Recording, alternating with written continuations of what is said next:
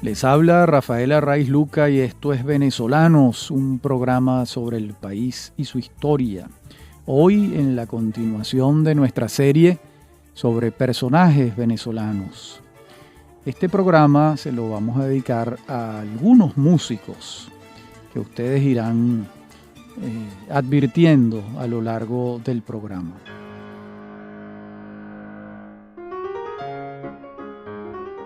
Vamos a comenzar con un hecho que ocurrió el 25 de noviembre de 1862 en el Irving Hall de Nueva York, cuando debutó públicamente frente al teclado en el piano una niña de 8 años que respondía al nombre de Teresa Carreño. Ese es el inicio de una de las carreras musicales más extraordinarias de la historia, protagonizada además por una mujer. Y estamos en el siglo XIX, les repito la fecha, 25 de noviembre de 1862.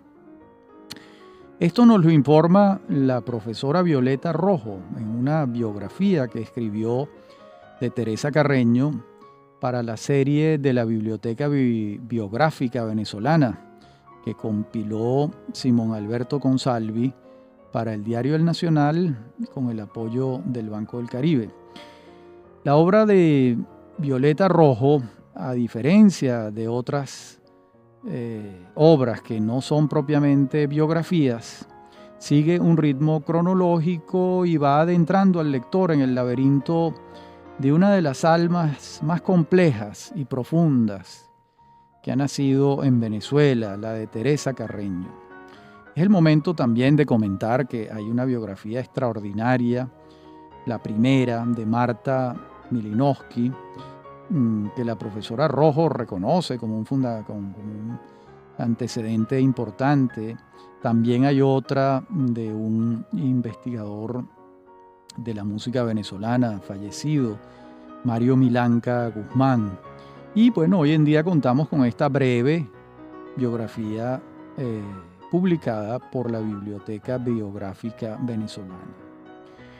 Estamos hablando entonces de Teresa Carreño, una mujer que no solo alcanzó la cúspide de la interpretación al piano en los foros más acreditados del mundo, sino que fue compositora y para colmo no se sustrajo a la experiencia amorosa en grado sumo.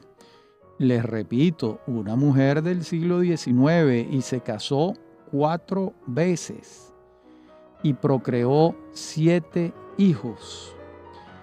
Por supuesto, recorrió el mundo entero prácticamente.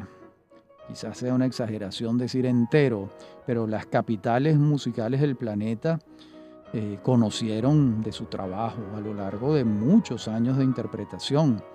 Recordemos que comenzó a los 8 años. Aprendió varias lenguas, se hizo entender en varios idiomas y finalmente a los 64 años, hoy en día diríamos muy joven, literalmente muerta de cansancio, prácticamente así reza el informe médico, que murió de cansancio, murió exhausta. ¿Dónde muere Teresa Carreño? En la misma ciudad de Nueva York, a la que advino al mundo de la música siendo una niña. Probablemente murió muy cerca del Irving Hall de Nueva York, donde comenzó su carrera. Cuando tenía 64 años, pues tenía 56 años de carrera, porque había comenzado a los 8, como lo que solía llamarse una niña prodigio.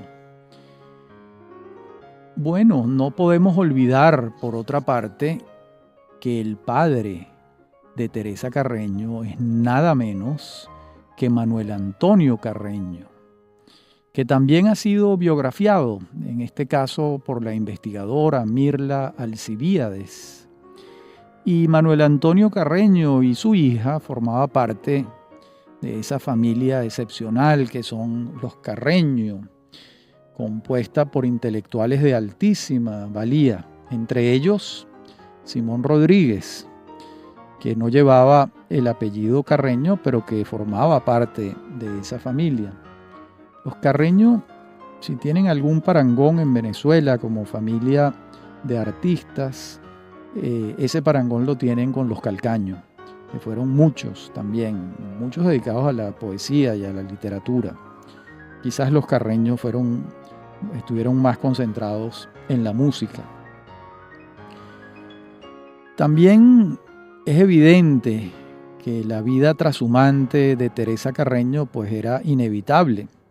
Esa es la vida de los intérpretes, que son solicitados, por supuesto. Es la vida de los directores de orquesta, que son muy requeridos. Pues es la vida que ha llevado el director de orquesta Eduardo Marturet, por darles un ejemplo. Y también es la vida que lleva el joven director de orquesta Gustavo Dudamel. No es una vida fácil, por más que la gente equivocadamente crea que es una vida glamorosa, de viajes, etcétera, sí, pero eso al tiempo pesa mucho, es una vida compleja, difícil, y se necesita mucho centro psicológico y espiritual para que las calles del mundo no se confundan unas con otras y para que los baños de los hoteles no se amontonen en la memoria como un solitario y absurdo y exclusivo baño. De modo que esta es una vida compleja, que la sociedad caraqueña del siglo XIX no la contempló, no la toleró, no la metabolizó para Teresa Carreño. Además, le recriminaban sotto voce sus múltiples matrimonios. Y bueno, realmente eran críticas que no tenían nada que ver con su arte, con la ejecución de su arte, sino más bien con su vida íntima, su vida amorosa, que finalmente es un asunto de cada quien, forma parte del ámbito privado de las personas. De modo que no se puede juzgar el desempeño artístico sobre la base de la conducta. Son dos universos diferentes, aunque a veces cuesta trabajo separar uno de otro. De modo que esto se confundió en el juicio sobre Teresa Carreño, se confundió la moral con la valía de Teresa como músico, que es finalmente lo que importa, ¿no? Realmente Teresa vivió muy pocos años en Venezuela y sin embargo es una gloria caraqueña. Bueno, de hecho, el complejo cultural más importante de la capital lleva su nombre, el Complejo Cultural Teresa Carreño. Y también hay que señalar que la cristalización de ese genio musical que encarnaba en ella tuvo mucho que ver con la inteligencia de su padre. Dicho de otra manera, hay muchos superdotados musicales que no cuajan porque los padres no entienden el horizonte y el destino que tiene ese superdotado para la música o para la literatura o para la ciencia. Y esos padres miopes intentan llevar a los hijos de la excepcionalidad a algo mucho más ramplón, mucho más doméstico, más convencional. Felizmente ese no fue el caso de Teresa Carreño, porque su padre, Manuel Antonio Carreño, era un hombre inteligente, que entendió muy rápidamente de qué se trataba. Además, Manuel Antonio Carreño era músico y por supuesto fue un hombre de Estado y por supuesto es el autor de nada menos que el famosísimo Manual de Urbanidad de Carreño, que es como se le conoce. Hay varios casos de genialidad que reciben la comprensión y el apoyo de los padres y entonces la vida y ese genio encuentra un camino mucho más expedito que si tuvieran que luchar contra padres que no entienden el destino que está trazado en su talento, digámoslo así. Ese es el caso, por ejemplo, de Jorge Luis Borges, quien tuvo la suerte de ser respaldado, querido e impulsado por sus padres desde que apareció esa tempranísima vocación de escritor. De modo que Borges no perdió el tiempo en esas escenas románticas de joven en rebeldía ante unos padres que soñaban para él otros destinos. Eso es verdaderamente una pérdida de tiempo que él se ahorró, Teresa Carreño también, y ambos, tanto Borges como Teresa Carreño, tuvieron allanado un camino de dificultades colaterales y se pudieron entregar al cultivo de sus vocaciones y responderle, ¿verdad?, a las rudezas del 15 y el último con su trabajo, cuyos frutos de manutención dejaron de ser exiguos después de años de andadura, porque realmente sobrevivir dignamente con la música y la literatura no es fácil. De modo que ese camino allanado que encontraron las vocaciones, tanto de Teresa y este otro ejemplo que les he dado del genio literario argentino Jorge Luis Borges, pues fueron extraordinarios y les ahorraron ingentes dificultades a este par de personajes. No solo se las ahorraron, sino que el apoyo de sus padres repotenciaron tremendamente los talentos de estos niños, en el caso de Teresa, y adolescentes, en el caso de Jorge Luis Borges. En la próxima parte del programa seguimos con Teresa Carreño y abrimos la puerta de otro músico que en su momento ustedes advertirán. Ya regresamos.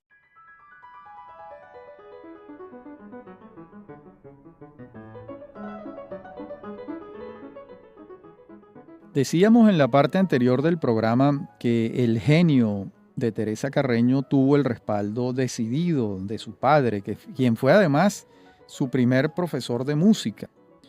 Pero ojo, cuidado, no creamos que el talento está allí y no se necesita nada para que florezca. Muy por el contrario. Detrás de las hazañas de Teresa Carreño respiran horas y horas de trabajo. Nada se logra sin la perseverancia de la obsesión. Y no hay genio que valga si no se tiene la paciencia del que se sienta durante días enteros a trabajar con disciplina de orfebre. Eso hizo Teresa con la paciencia de su padre al lado que le enseñaba. Y bueno, lo sabemos de sobra, pero lo repito por aquello de André Gide, la frase con que se inmortalizó a Gide. Dice Gide: todas las cosas son ya dichas, pero como nadie escucha, hay que volver a empezar siempre. Bueno, esto lo refiero en cuanto al tema de que el talento solo, sin que la voluntad y la disciplina lo cultiven, es un talento que se pierde muy rápidamente por el camino.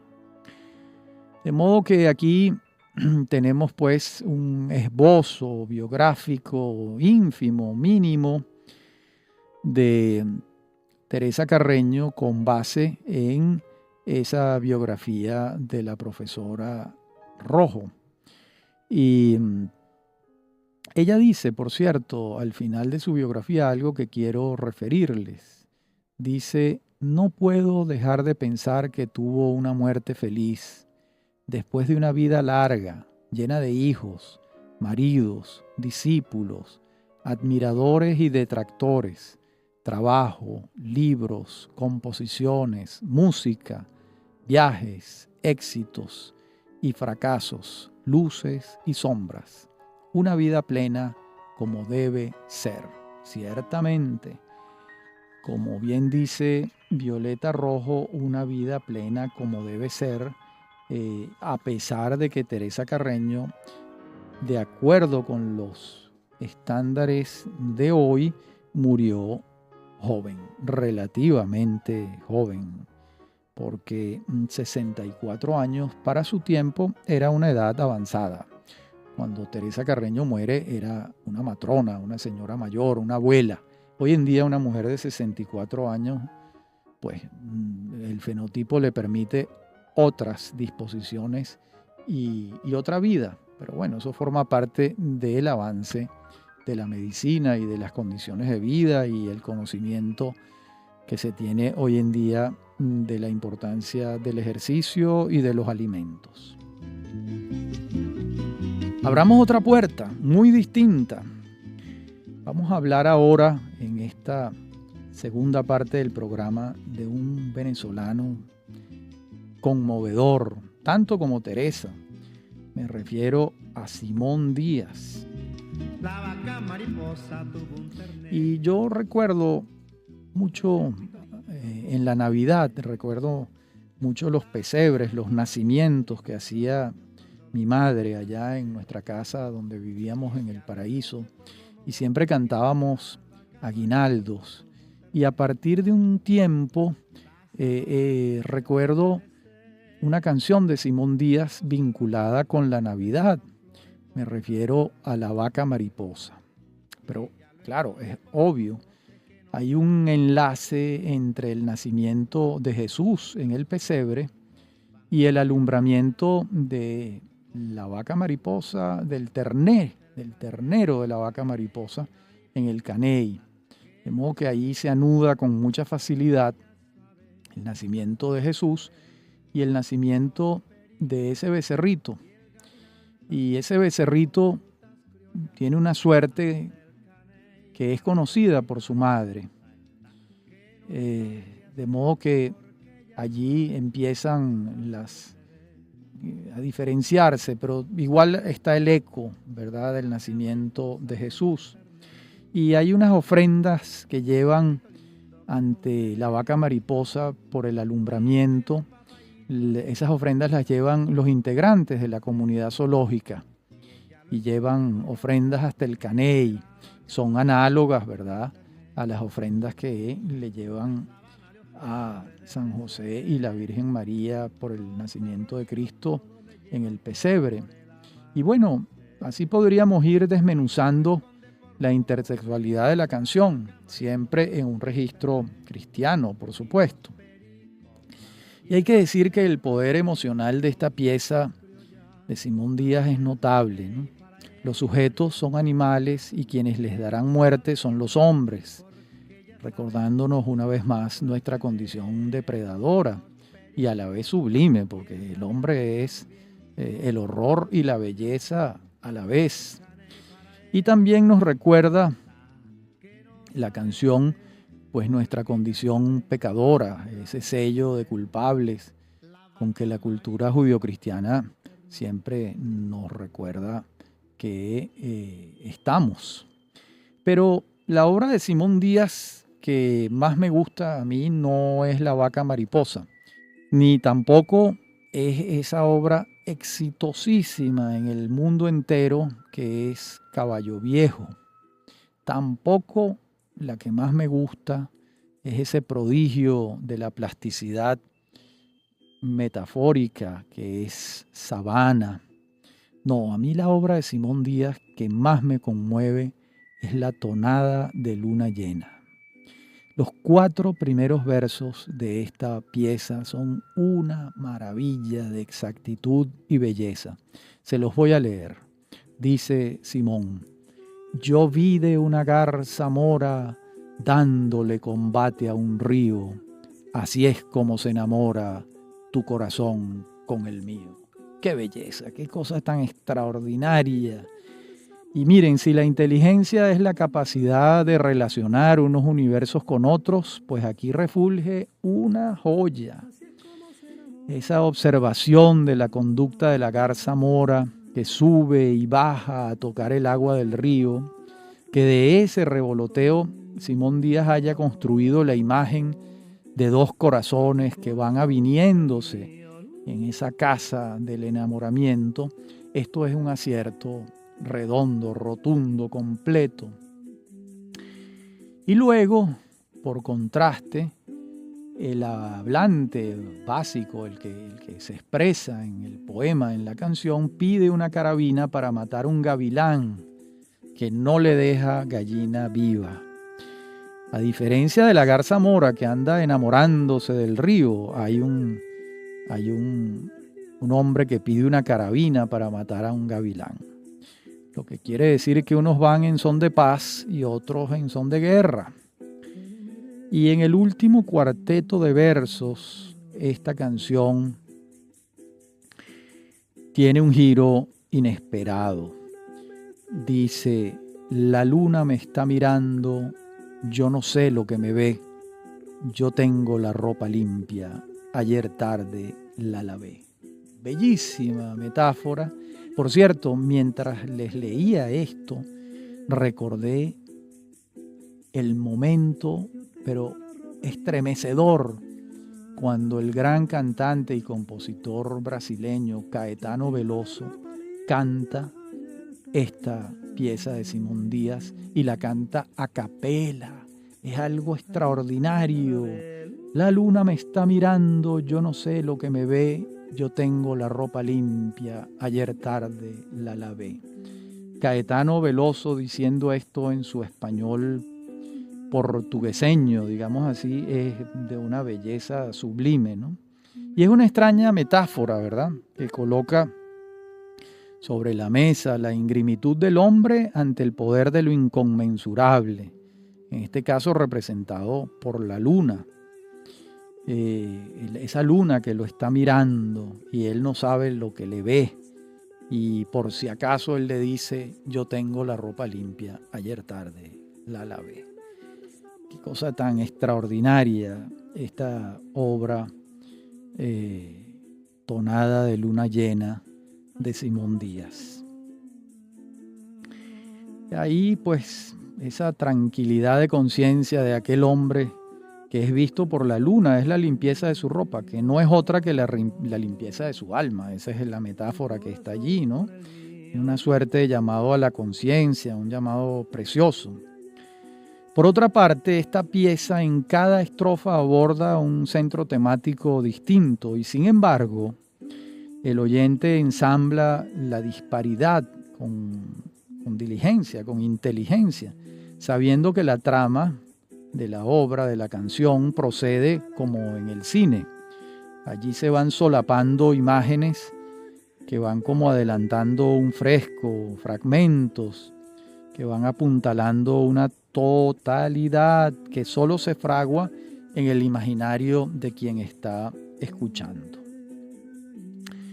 Detrás de estos logros de Simón Díaz, que forman parte del patrimonio nacional venezolano, conviene saber que hay años de trabajo e insistencia, que la inspiración ha jugado un papel importante.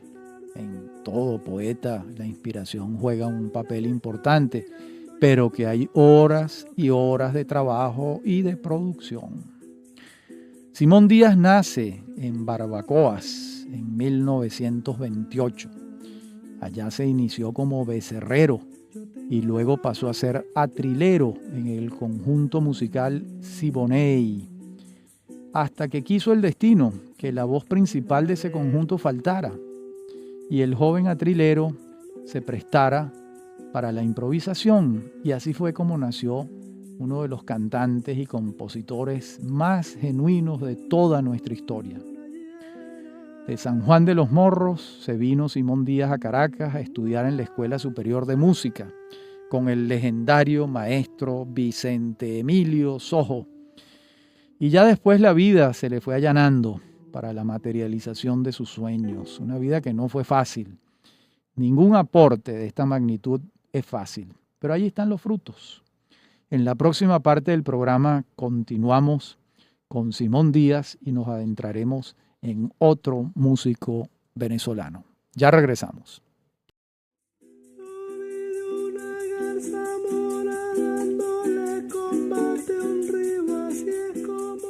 Decíamos en la parte anterior del programa que Simón Díaz, nacido en Barbacoas en 1928, se vino a Caracas y estudió en la Escuela Superior de Música con el legendario maestro Vicente Emilio Sojo.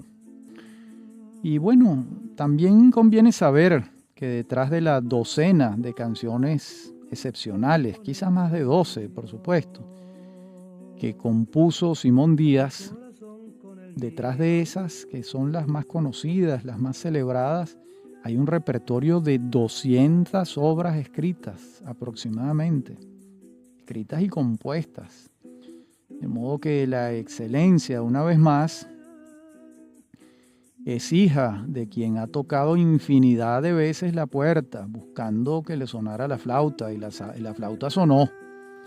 Y bueno, no se cuenta con una discografía de alrededor de 70 discos sin trabajar. Eso es imposible. Detrás de toda esta obra que me atrevo a calificar de monumental de Simón Díaz, pues está el trabajo y el trabajo. En lo personal yo habré conversado con Simón Díaz un par de veces. Conozco más a su hija, por supuesto, a Betsimar Díaz, la poeta. Pero sin embargo, yo puedo decir que Simón Díaz es mi amigo y mi compañero de viaje. He pasado la vida escuchando algunas de sus obras. Algunas de sus obras. ¿Cómo no va a ser mi compañero de viaje si sus canciones me vienen a la mente en los momentos más disímiles? Comencé señalándoles que recordando los nacimientos que construía mi mamá allá en el Paraíso, en Caracas, me venía a la mente La vaca mariposa de Simón Díaz, de modo que es alguien que lo acompaña a uno siempre, toda la vida lo ha acompañado a uno la música de Simón Díaz. Y bueno, hay que decirlo, sus piezas son una gran alegría para nuestros corazones.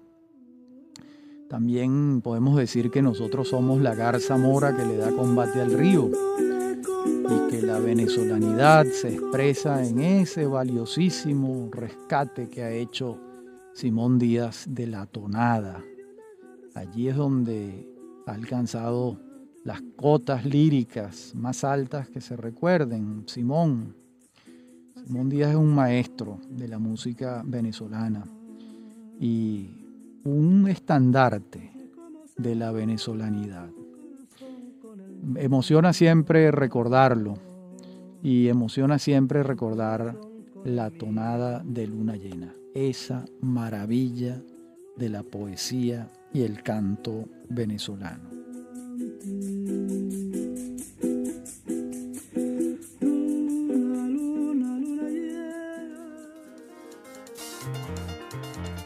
Vamos a entrar ahora en otro personaje. Me refiero a Aldemaro Romero, uno de nuestros músicos fundamentales. Pero no vamos a hablar en esta oportunidad de su obra musical, sino vamos a buscarle un sesgo extraño y muy interesante, y es aquel que me refiero, que está recogido en un libro de él, que se titula Encuentros con la gente. Ese libro lo publicó la Fundación para la Cultura Urbana cuando yo la dirigía en el año 2007. Y allí ese volumen cumple una doble función. Recoge el anecdotario de Aldemaro Romero y sus encuentros con personajes del mundo y del país.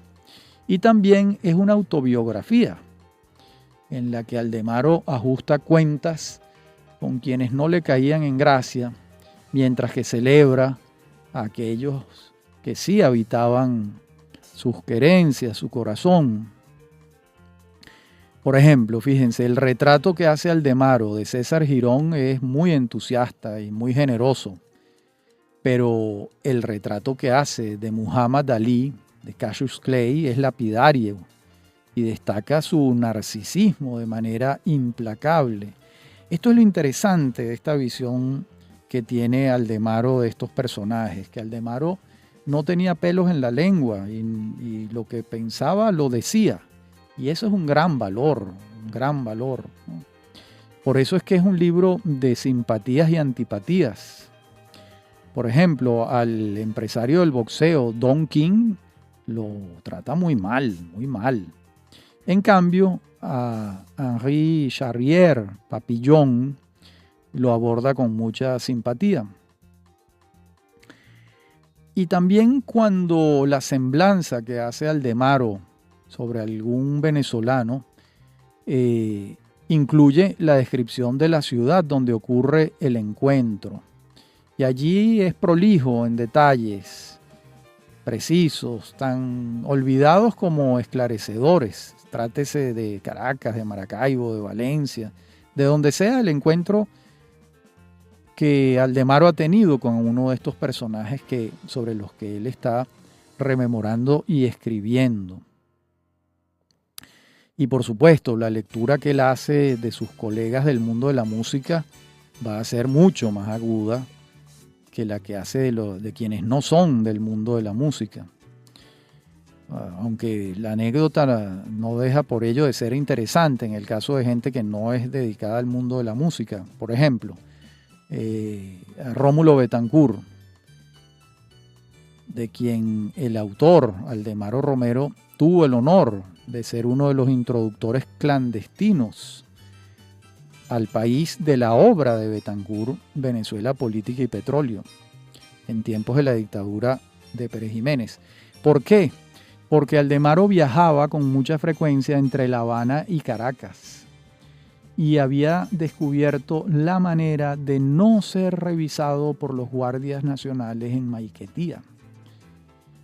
Y eso permitía que trajera libros que eran proscritos, como Venezuela, Política y Petróleo.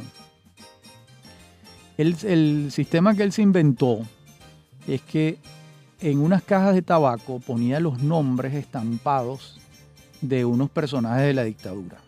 En una caja de tabaco decía Pérez Jiménez, en otra Llovera Páez, en otra Macei Carta. Y entonces el guardia, por supuesto, ni las tocaba, las cajas de tabaco, pero en la caja de tabaco venían libros.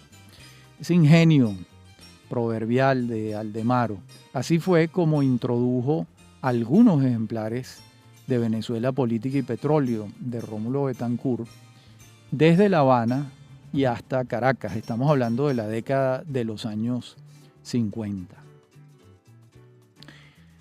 Por su parte, los recuerdos que tiene Aldemaro y los juicios que tiene Aldemaro sobre Villo Frometa y sobre Simón Díaz no pueden ser más generosos.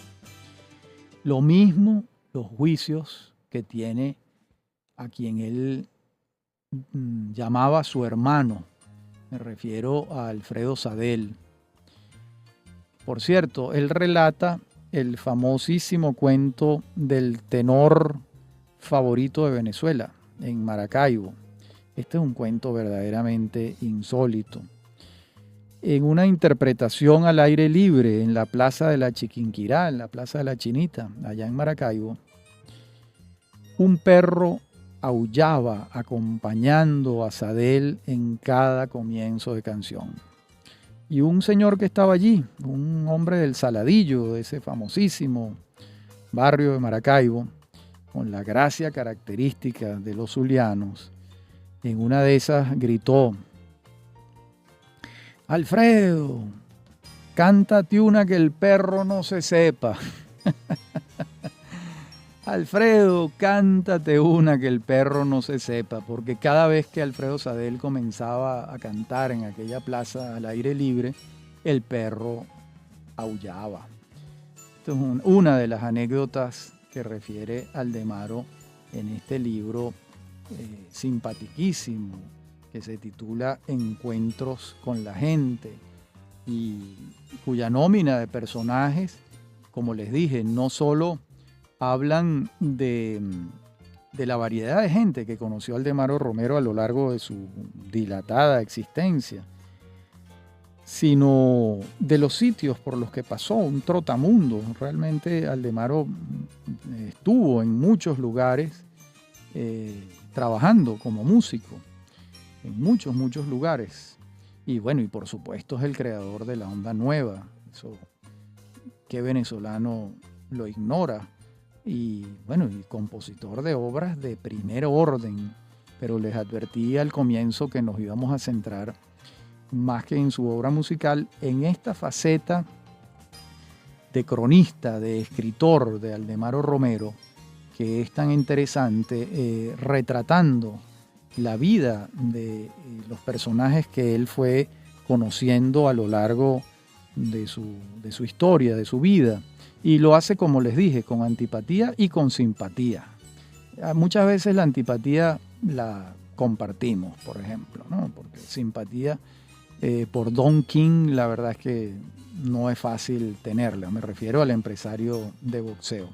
Sí, no entiendo la antipatía por Muhammad Ali, por Cassius Clay. Bueno, pero entiendo que lo molesta es el narcisismo de Muhammad Ali, y realmente eso ocurría allí. También entiendo la simpatía por Billo Frometa, ¿quién no? O por Simón Díaz, ¿quién no? O por Alfredo Sadel, el tenor favorito de Venezuela, como se le llamaba. Y esta anécdota en Maracaibo que recién acabo de referirles. En la última parte del programa concluiremos con otros personajes en este anecdotario de gente que Aldemaro Romero fue conociendo por el mundo. Ya regresamos.